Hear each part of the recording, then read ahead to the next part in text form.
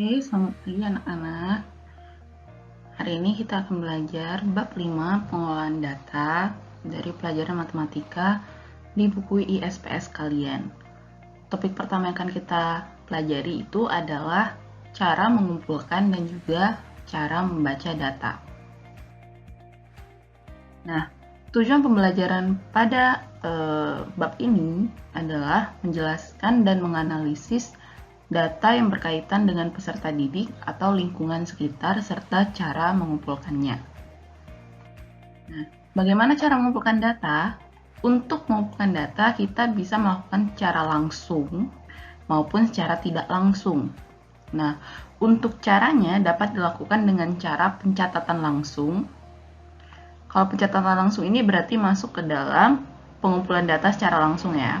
Kemudian dengan cara wawancara, artinya kita melakukan tanya jawab dengan orang yang mau kita, dengan beberapa orang yang mau kita ambil datanya, lalu dengan melakukan sebuah penelitian dan dengan cara menyebarkan angket.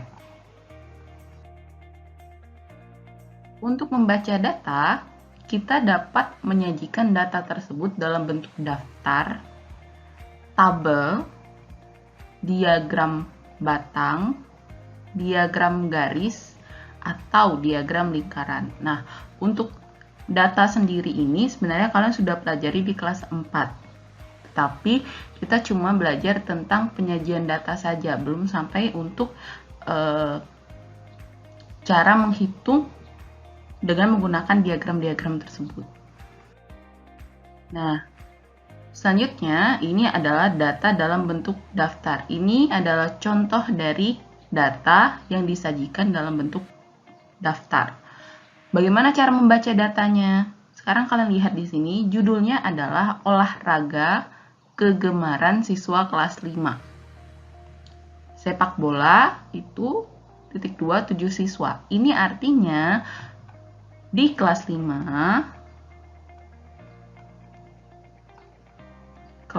ini ada kelas 5 ya. Ada 7 siswa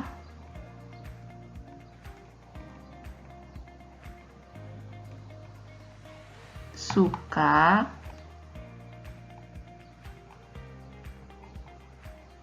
sepak bola.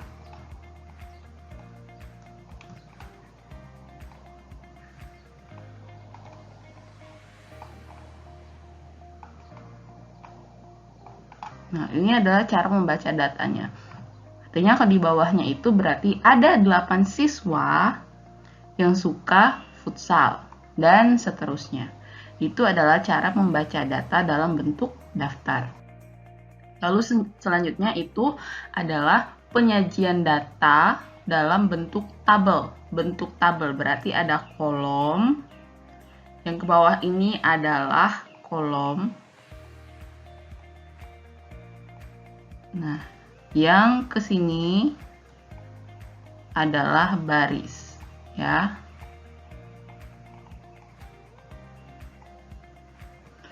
Kolom, lalu baris. Nah, data di sini adalah data berat badan dan jumlahnya. Berarti cara membaca datanya seperti apa? Caranya berarti banyak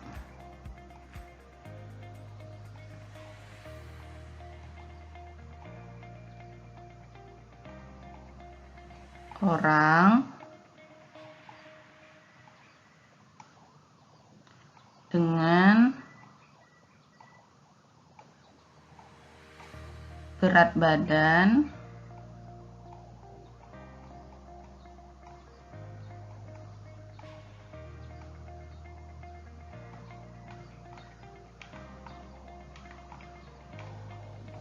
empat 40 kilo adalah 6 orang. Nah, jadi cara bacanya di sini adalah banyak orang dengan berat badan 40 kilo adalah 6 orang dan seterusnya. Berarti banyak orang dengan berat badan 41 kilo adalah 12 orang dan seterusnya. Dan kalian juga bisa lihat di sini ada jumlah 60. Berarti total seluruh orang di dalam data tersebut adalah 60 orang. Lalu selanjutnya adalah penyajian data dalam diagram gambar. Nah, diagram gambar ini artinya dia di dalam tabel, di sini ada nama siswanya, lalu di sini ada jumlah bukunya. Nah, jumlahnya ini kita buat dalam bentuk gambar. Kalau di sini gambarnya itu adalah gambar buku. Nah, dengan keterangan satu bukunya di sini, ini satu gambar buku itu sama dengan satu buku. Berarti kalau untuk Nita ini ada berapa bukunya? 1, 2, ini ada 1, 2, 3, 1, 2, 3, dan 4. Berarti Nita ini sama dengan 4 jumlahnya. Lalu Bayu ada berapa? Ada 1, 2. Berarti Bayu ini ada 2 jumlah bukunya. Lalu Fitri ini ada 1, 2, 3. Berarti Fitri ini jumlahnya ada 3 buku. Untuk Edo hanya 1, berarti Edo hanya punya 1 buku. Lalu Ajeng itu ada 1, 2, 3, 4, 5. Nah, total buku yang dimiliki Ajeng adalah 5 buku. Berarti kalian bisa baca data ini itu menjadi misalnya jumlah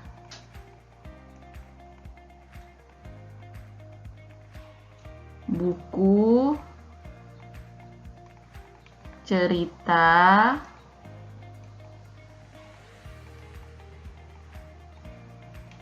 Mita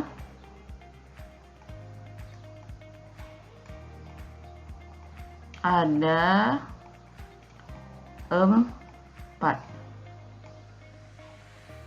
Oke, dan seterusnya. Jumlah buku cerita Bayu ada 2. Jumlah buku cerita Fitri ada 3 dan seterusnya. Oke, dan ingat harus perhatikan keterangan gambarnya. Ini penting. Ingat ya, keterangan gambarnya itu penting karena bisa berubah.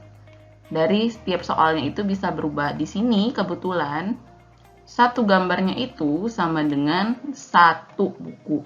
Bisa aja dia tulis di sini keterangan 1 buku ini sama dengan 10 buku misalnya. Ya, jadi harus perhatikan keterangan gambarnya, oke? Lalu selanjutnya di sini adalah penyajian data dalam bentuk diagram batang. Diagram batang ini sudah kita pelajari sebenarnya di Mathematics dan juga di materi kelas 4 di semester 2 yang lalu. Di sini kalian bisa lihat untuk diagram batang itu berarti bentuknya dalam bentuk batang seperti ini. Ada grafiknya. Di bawah ini adalah untuk keterangan kelas. Lalu di garis yang ini adalah untuk keterangan banyak siswa.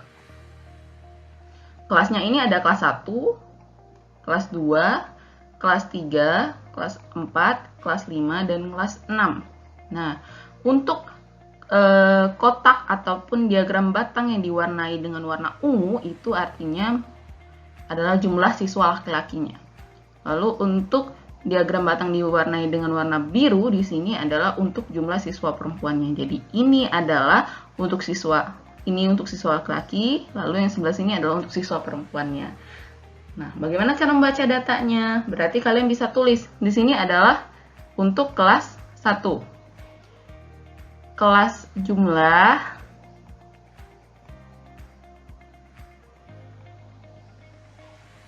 siswa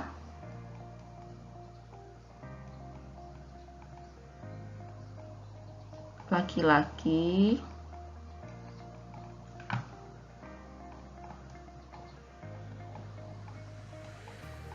di kelas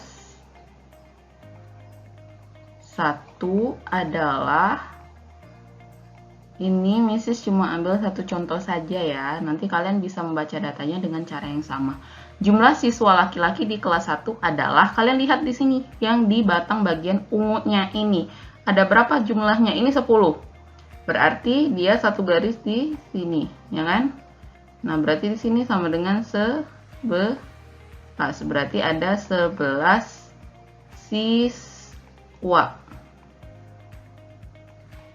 Oke.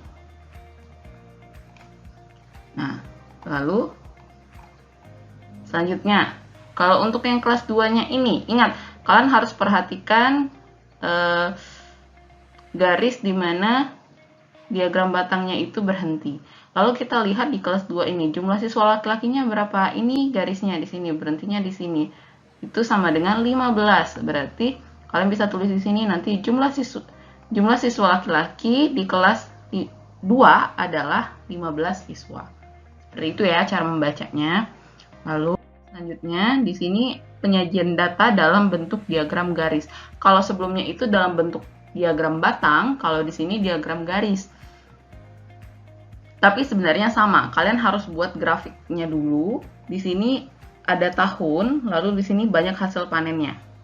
Di sini kategorinya, kalau dia kelas berarti kelasnya di sini, kalau dia nama buah misalnya, berarti nama buahnya di garis yang ini, lalu banyaknya pasti selalu di sebelah sini.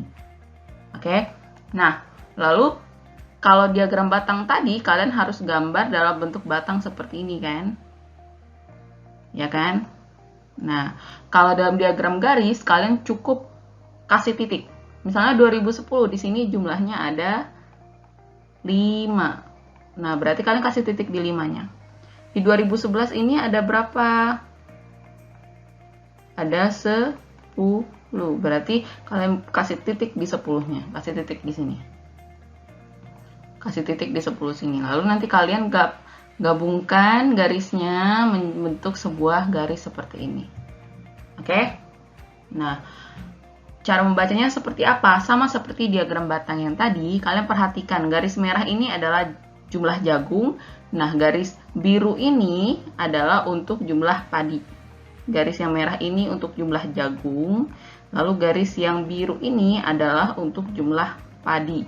Jadi kalian lihat di sini, garis biru di tahun 2010 itu ada di titik 5.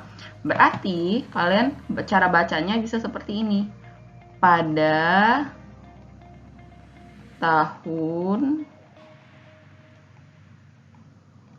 2010 jumlah.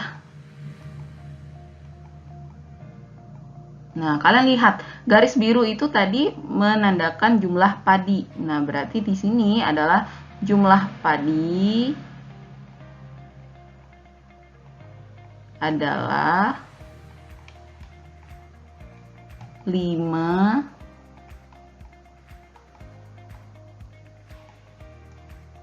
Perhatikan satuannya di sini kuintal, berarti kalian tulis 5 kuintal. Oke? Nah, selanjutnya yang terakhir itu adalah penyajian data dalam bentuk lingkaran. Lingkaran di sini. Kalian harus perhatikan ini ada persen, persen, persen, dan persen. Diagram ini menunjukkan buah kesukaan 40 siswa, berarti total siswanya ada 40 di kelas 5. Gimana cara membacanya? Kalian bisa tulis seperti ini. Total siswanya ada berapa? Total siswa. Tulis total siswanya berapa? Yang diketahui di sini.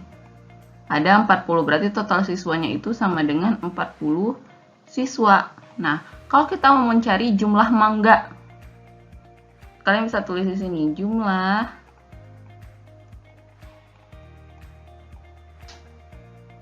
mangga.